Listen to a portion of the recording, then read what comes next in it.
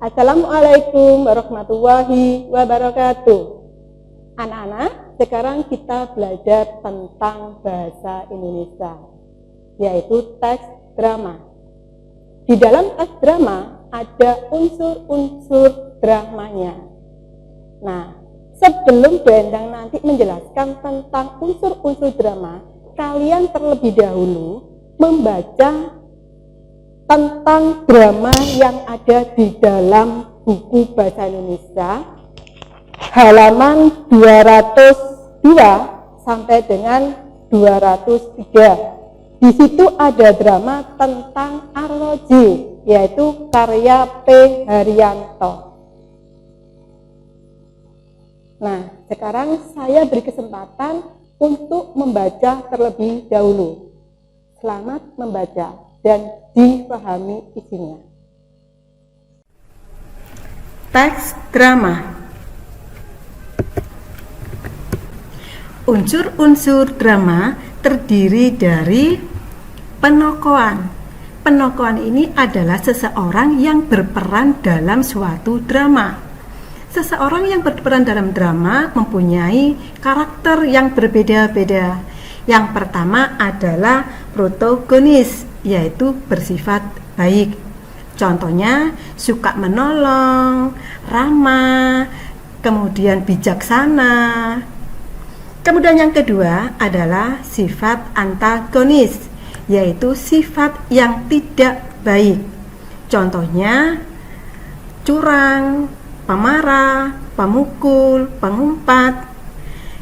Sedangkan yang ketiga adalah tritagonis, yaitu mempunyai sifat bisa menyelesaikan permasalahan atau penengah dari suatu permasalahan. Yang kedua adalah alur. Alur adalah jalannya suatu cerita yang terdiri dari penyebab konflik, dan penyelesaian konflik. Yang ketiga adalah latar. Latar ini adalah tempat terjadinya suatu peristiwa. Latar tempat, contohnya di lapangan, di sekolah, di kantor. Sedangkan latar waktu, contohnya adalah sekarang, besok, kemarin, hari Senin, Selasa, siang, pagi, dan seterusnya. Yang keempat adalah tema. Tema adalah inti yang mendasari suatu cerita. Yang terakhir adalah amanat. Amanat adalah pesan yang ingin disampaikan kepada pembaca.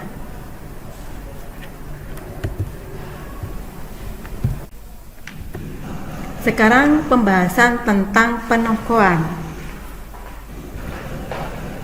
Di sini ada tokoh Pak Pikun.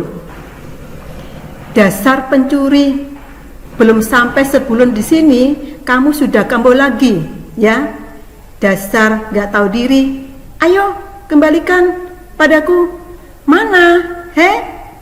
Nah, Pak Pikun ini mempunyai sifat yaitu suka menuduh seseorang. Mengapa kok dikatakan suka menuduh seseorang? Karena dia tiba-tiba mengatakan kepada judul yaitu dasar pencuri, belum sampai sebulan di sini kamu sudah kambuh lagi. Nah, itu berarti Pak Pikun suka menuduh seseorang. Tokoh yang kedua yaitu ibu. Ya, memang dulu pernah mencuri. Itu karena ia kelaparan. Tetapi belum tentu sekarang dia mengambil arloji Pak Pikun, tritis. Nah, ibu ini mempunyai sifat bijaksana. Mengapa kok disebut dengan bijaksana? Karena ibu ini tidak membela Pak Pikun dan Jidul. Dengan bukti kalimat, ya memang dulu pernah mencuri. Itu karena ia kelaparan, tetapi belum tentu sekarang dia mengambil arloji Pak Pikun. Nah, berarti ibu ini mempunyai sifat yang bijaksana. Tokoh yang ketiga yaitu Kritis. Kalau bukan si Sidul, apa ibu tahu yang mengambil Aroji itu ibu? Nah, di sini Kritis mempunyai sifat yang tritagonis. Mengapa kok disebut dengan tritagonis? Buktinya Kritis ini adalah penengah dari suatu masalah. Karena Kritis juga tidak menyalahkan siapa-siapa, hanya sekedar ingin tahu kalau bukan Sidul siapa yang mencuri.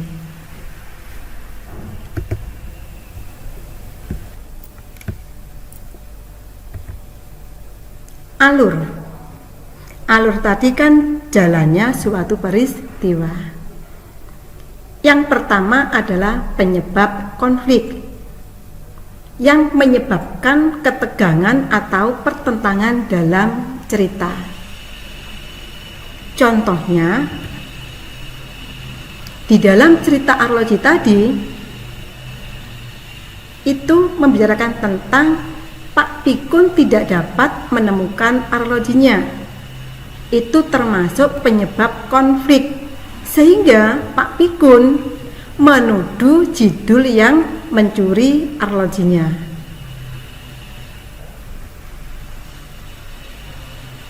Yang kedua adalah konflik.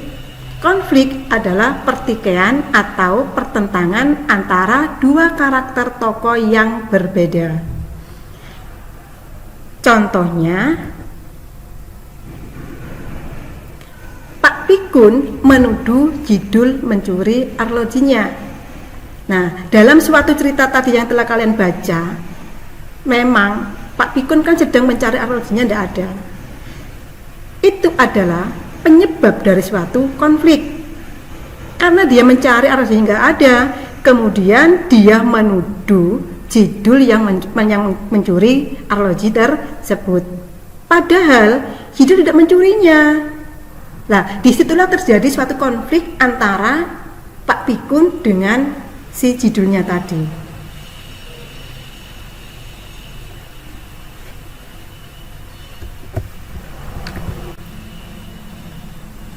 Penyelesaian masalah merupakan penyelesaian dari konflik yang telah dibangun, biasanya terletak di akhir cerita. Contohnya, di dalam cerita yang sudah kalian baca, yang mengatakan bahwa arlojinya ternyata ada di tangan Pak Pikun sendiri. Nah, itu termasuk dalam penyelesaian suatu masalah.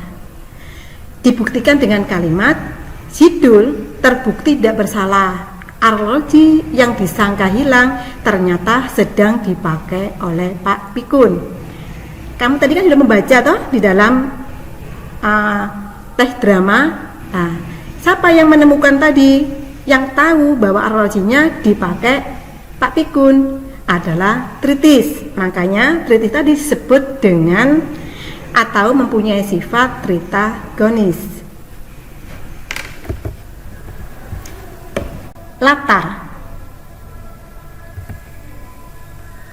Latar artinya adalah tempat dan waktu terjadinya suatu cerita. Contohnya, kisah ini terjadi di sebuah ruangan tamu keluarga yang cukup terpandang. Terdapat berbagai perlengkapan yang lazim di ruang tamu, tetapi yang penting ialah seperangkat meja dan kursi tamu. Kira-kira pukul 9 drama ini terjadi. Maksudnya di sini adalah di bagian teks drama pasti nanti ada yang naratornya menunjukkan bahwa terjadinya suatu cerita ini tadi di mana. Itu nanti yang untuk bukti kalimat yang kalian kerjakan mencari latar.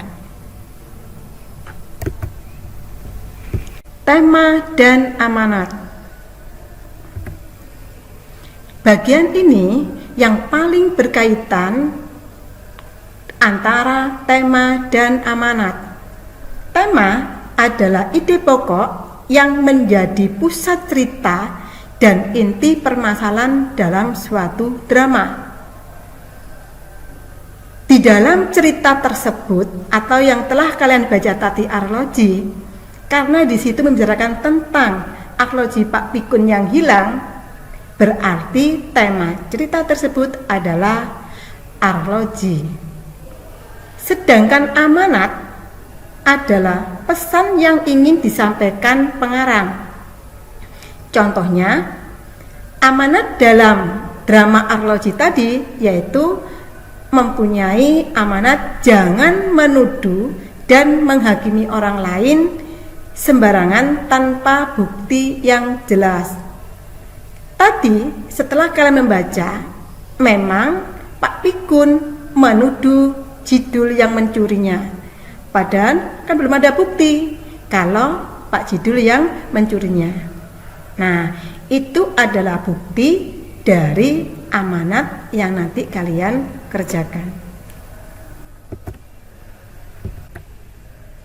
Nah, sekarang kita membahas tentang soal dan pembahasannya, bagaimana nanti kalian mengerjakan soal-soal tersebut. Sekarang kita latihan soal. Soal yang pertama, bacalah teks drama berikut.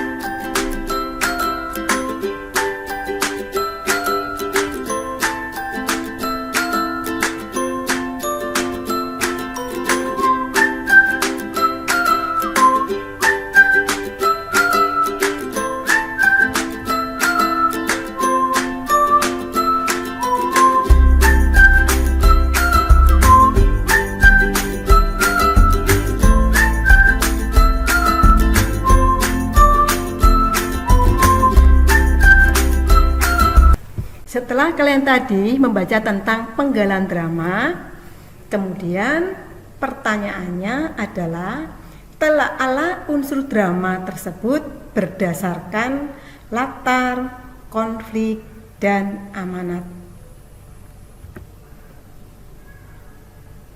Jawabannya adalah latar waktu. Latar waktu itu terjadi pada siang hari. Buktinya mana, Mem? Kok siang hari? Sekarang perhatikan bukti kalimat tersebut. Berapa lama lagi semburat matahari sudah terlihat? Nah, di sini ada kata-kata semburat matahari sudah terlihat. Semburat. Kalau yang dinamakan semburat berarti matahari itu sudah muncul dan sinarnya sudah kemana-mana. Itu ditunjukkan bahwa waktunya sudah siang hari.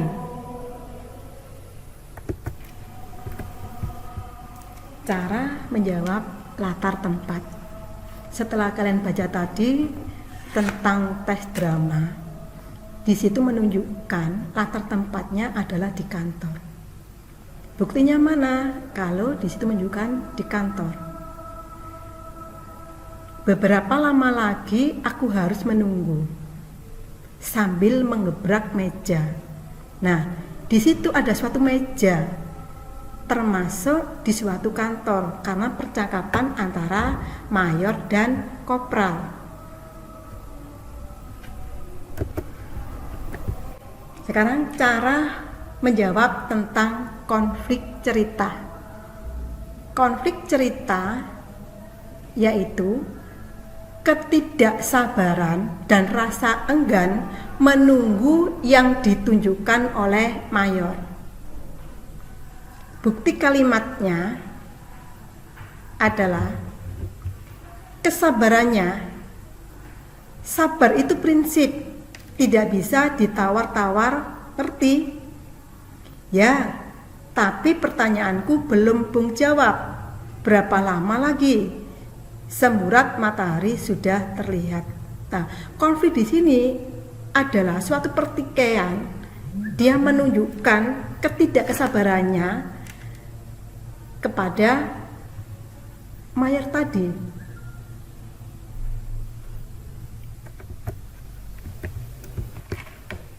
Cara menjawab amanat.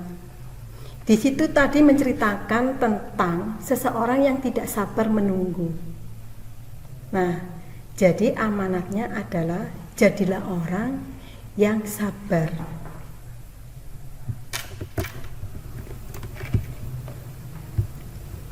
Latihan soal yang kedua. Bacalah paragraf berikut.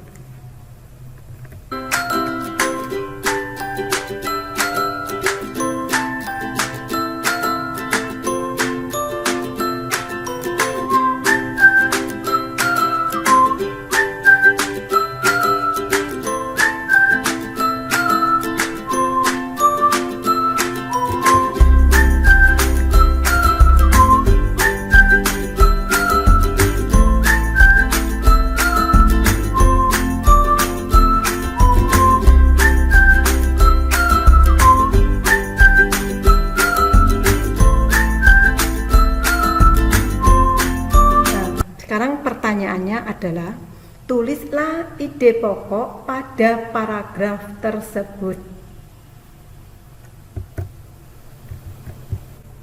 Nah, cara menjawab bagaimana kita mencari ide pokok.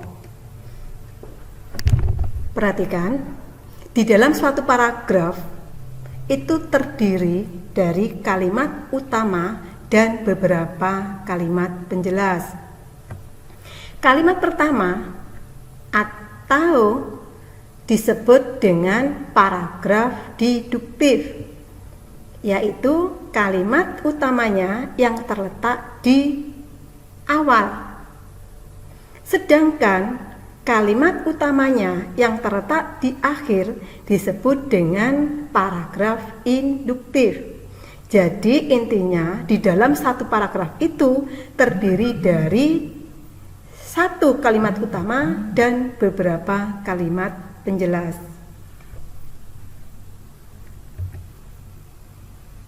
Nah, kamu perhatikan.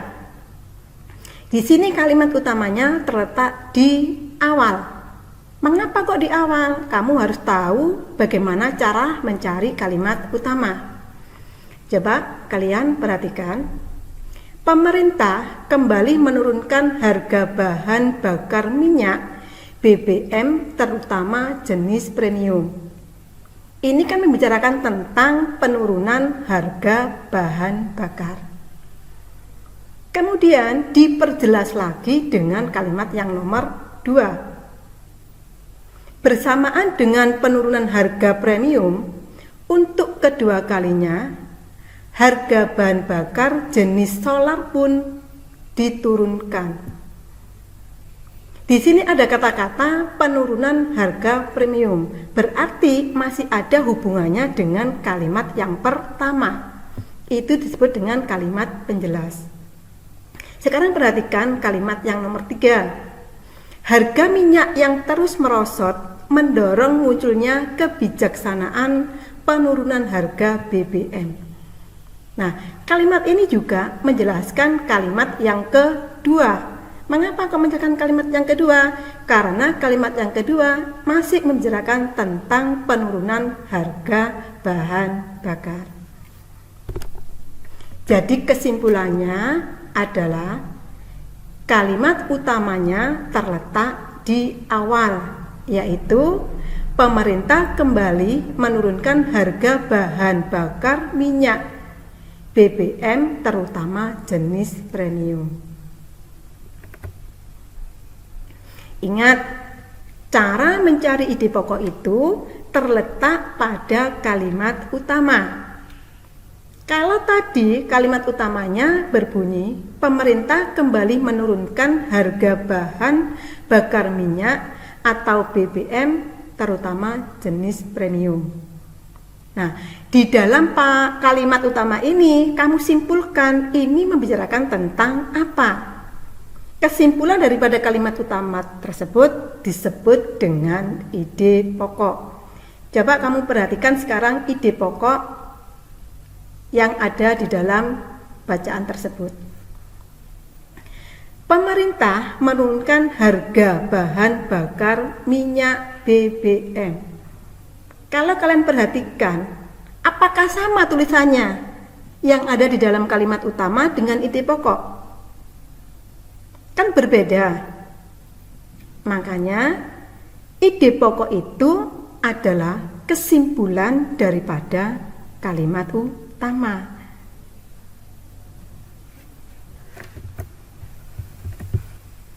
Sekarang paragraf yang kedua. Dengan turunnya harga premium dan solar, diharapkan kebutuhan ikut turun. Kamu perhatikan, di sini membicarakan tentang turunnya harga bahan bakar. Kemudian kalimat yang kedua, dengan demikian daya beli publik terangkat, diikuti peningkatan konsumsi yang mendorong peningkatan produksi. Kamu perhatikan kalimat yang nomor 2. Di situ ada kata-kata dengan demikian. Dengan demikian tadi itu membicarakan kalimat yang pertama. Berarti kalimat yang kedua itu disebut dengan kalimat penjelas. Sekarang kalimat yang ketiga. Hal itu mampu memperkecil peluang terjadinya pemutusan hubungan kerja atau PHK. Kalimat yang nomor 3 itu ada kata-kata hal itu. Hal itu yang mana? Hal itu menjelaskan pada kalimat yang nomor 2. Berarti ini kalimat utamanya terletak di awal. Karena di awal ini membicarakan tentang dengan turunnya harga premium dan solar diharapkan kebutuhan ikut turun. Nah, sekarang ide pokoknya. Saya ingatkan sekali lagi, cara mencari ide pokok ada pada kalimat utama. Kalau kalian sudah menemukan kalimat utama, baru kalimat utama itu kamu baca dan disimpulkan kalimat utama itu membicarakan tentang apa. Di sini ide pokoknya adalah bahan bakar kebutuhan ikut turun. Kan berbeda dengan kalimat utama. Karena di dalam kalimat utama itu membicarakan tentang bahan bakar turun, kebutuhan pun juga ikut turun. Nah, yang tadi sudah menerangkan tentang unsur-unsur drama. Ingat, unsur-unsur drama tadi ada 5. Yang pertama adalah penongkolan, yang kedua adalah latar, yang ketiga adalah penyebab konflik, yang keempat adalah konflik, dan yang kelima adalah tema dan amanat.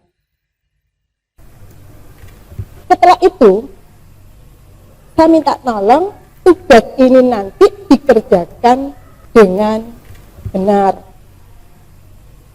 Tugas yang pertama adalah bacalah drama Lutung Kasarung pada buku paket halaman 210 sampai 213. Sebelum kalian mengerjakan harus dibaca dulu drama yang ada di dalam buku. Setelah dibaca, kemudian kalian baru mengerjakan. Perintah yang kedua adalah telaalah unsur drama tersebut berdasarkan latar, konflik, dan amanatnya dengan menggunakan format sebagai berikut.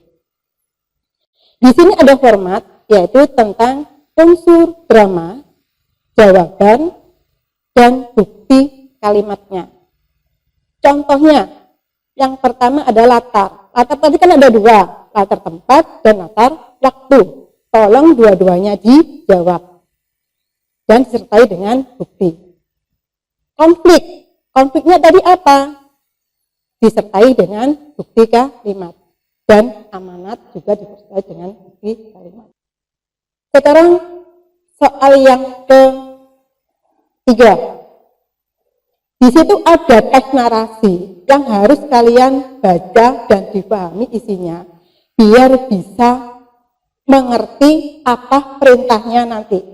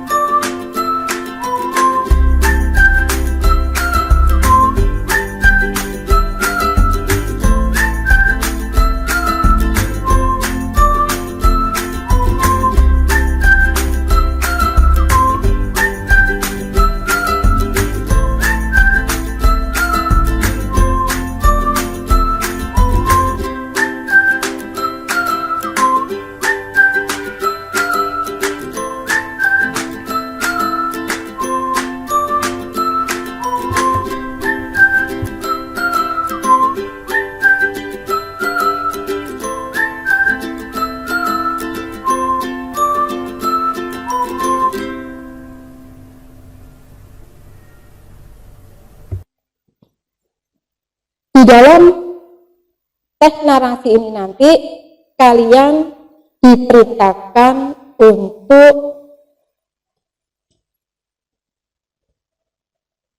mengidentifikasi informasi yang terdapat pada teks tersebut dengan menggunakan format sebagai berikut.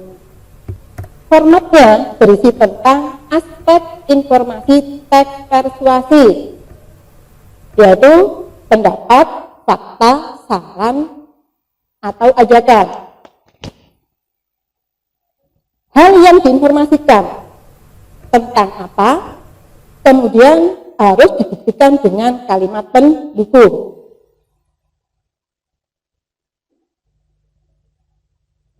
Tugas yang keempat, yaitu tulislah ide pokok pada paragraf 1-3 pada teks persuasi yang telah kalian baca tadi.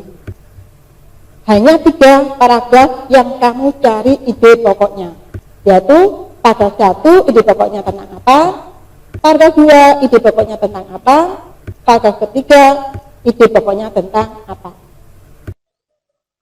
Sudah, selamat mengerjakan, semoga sukses.